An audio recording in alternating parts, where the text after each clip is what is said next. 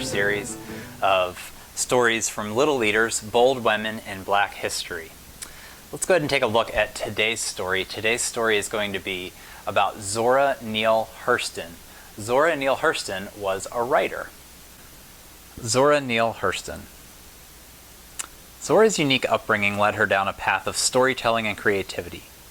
She was born and raised in Eatonville, a historic town in northern Florida. Eatonville was special because in 1886 it became the first self-governed all-black city in America. It was an idyllic, nurturing environment that fostered an extreme sense of pride in its culture and traditions. As a young woman, Zora worked a number of jobs and saved up enough money to enroll at Howard University in 1918. There she published her first story. By 1925, she had won awards for writing and had caught the attention of prominent black authors living in Harlem. That year, she moved to New York and continued her undergraduate degree as the first black student at the all-women's Barnard College. She worked aside famous creatives, including Langston Hughes, Countee Cullen, and Alan Locke, who were involved in the black artistic movement known as the Harlem Renaissance. They were called the New Negroes. Zora was celebrated as a writer who personified the movement and was given the nickname the Queen of the Renaissance. Zora recognized the need to record African American stories, and she celebrated them long before others realized how important they would be. Her famous words include her masterpiece, Their Eyes Were Watching God, a novel inspired by her Eatonville past. In Mules and Men, her published collection of stories from North Florida, she tracked and recorded the tales that built up the rich culture of the African American South. Tell My Horse was the result of years of research and study of folklore and religion in Jamaica and Haiti. Upon her passing, the famous writer Alice Walker called her a genius of the South. So Zora Neale Hurston was a writer, and one of the most important things that she did was tell the stories of people whose stories weren't being told.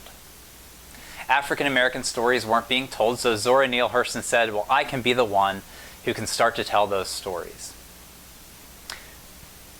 Maybe you want to be a writer when you grow up. Do you like to tell stories? If you like to tell stories, being a writer would be great, because then you could tell the stories that aren't being told right now. Do you know people who have great stories but no one knows about them? Maybe people don't think their stories are worth being told or worth listening to. You could be the one to say, this story is important and I want to make sure that people can hear these stories. You can be like Zora Neale Hurston, and if nothing else, I think it would be amazing to have a nickname like Queen of the Renaissance. The story we read talked about how Zora Neale Hurston was part of what was called the Harlem Renaissance, which was this artistic movement in her day. And she was the queen of that movement, as they called her, the Queen of the Renaissance.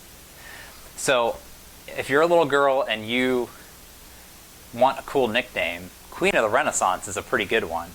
Maybe you could ask your parents if they could start calling you Queen of the Renaissance. I'll start calling you that if you want me to. Okay, kids.